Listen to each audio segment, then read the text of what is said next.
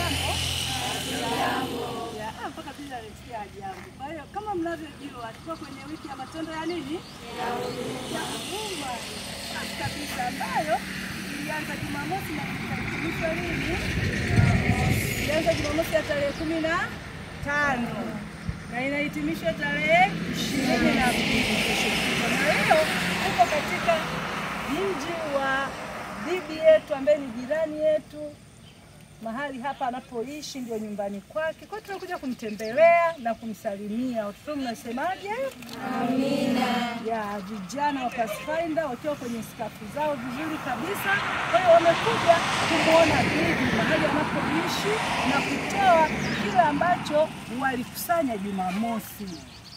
Kwa hiyo mama, bibi wa watoto, tumekutembelea na sadaka kidogo tu ambayo watoto nao waona.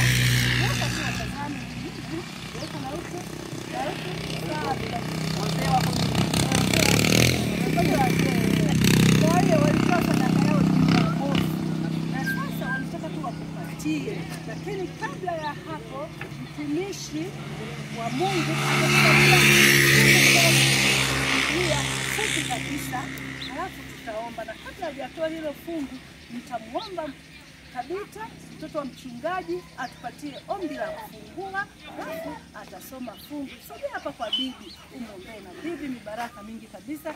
Pathfinder mzuri kabisa ambaye anaitafuta njia ya Yesu. Mtafuta njia Tabita Kitangita. Tuombe. Mtakatifu hapa si mbinguni, asante mpaka masaa mgote mbinguni. Jina lako litukuzwe na kupewa sifa mgongo mbinguni. Tazama masaa Mungu tu katika wiki ya matendo ya huruma. Mungu kwa pamoja na sisi, tutakwenda kuwatembelea. Jina lako likatukuzwe, basi sisi tusionekane mgongo mbinguni. Na tuko mbele ya Mungu, tutakwenda kutoka Mungu bila Amina.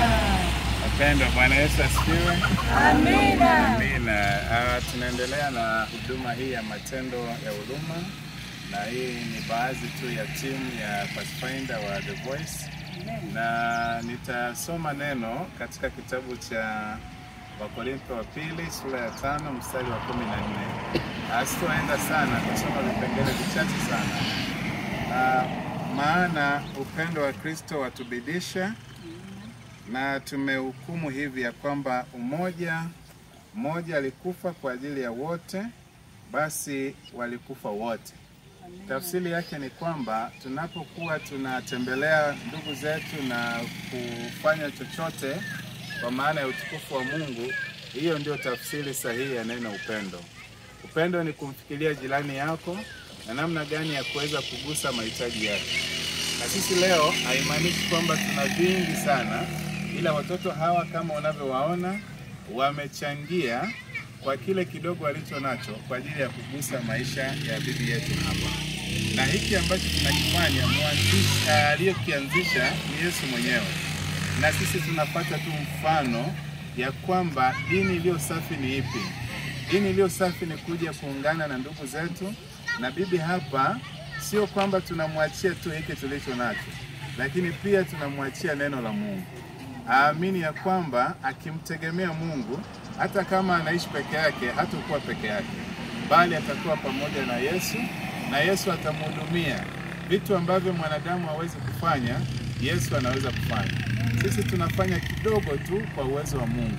Lakini kama bibi hapa unayenitazama, ukimtumaini Mungu, Mungu anafanya vitu vya ajabu na vikubwa sana kwenye maisha. Ukimkubali na kumpokea, hata leo hii bado Yesu anayo nafasi kubwa. Anatuita wote tulivyo ili atuhudumie, maana yeye ana upendo. Haleluya. Amina. Sasa tunapohitimisha, nitamwomba mtoto Aututa uje hapa utupatie ombi, kutukabidhi wote, lakini na kumkabidhi bibi pia mikononi mwa Mungu. Karibu. Asante Bwana Mungu, asante kwa msaada, asante kwa amani. Bwana Mungu,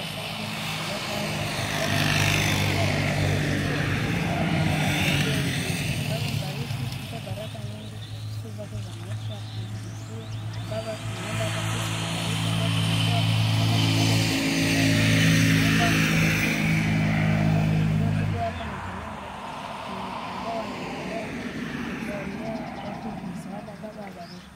hivyo katika jina la Kristo. Amen. Asante sana mtumishi kwa neno.